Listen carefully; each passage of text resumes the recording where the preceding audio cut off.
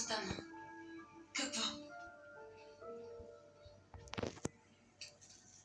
Татко Юзер е получил сърдечна криза от отравяне. Дали са му да изпие нещо? Да, и аз чух. Звучи страшно. Сердар ми каза.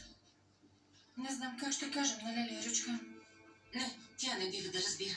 Сомарис лично ме предупреди. А знаете ли кой е поръчителят? Кой е? Картал. Моля? Не той.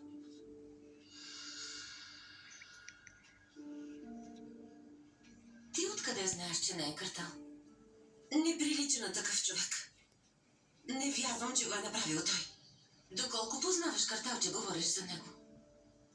Ти колко пъти си ни казвала, че е добър човек и така нататък? Да, така мислех. Но явно не е добър. Може би не е приял, че се върнах при Сумер и още е гневен. Не ни оставя на мира. Непрекъснато ни нанася удари. Защо се ласкаеш толкова?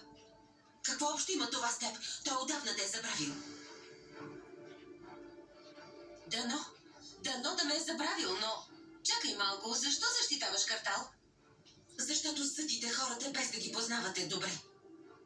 А ти какво знаеш? Какво знаеш, че защитаваш Картал? Мъжът ти и Картал се съюзиха срещу Сумер.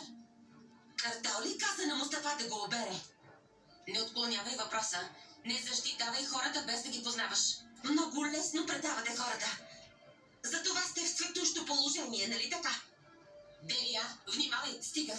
Защо обиждаш Тюркен заради някакъв чуж човек? Кой е Картал?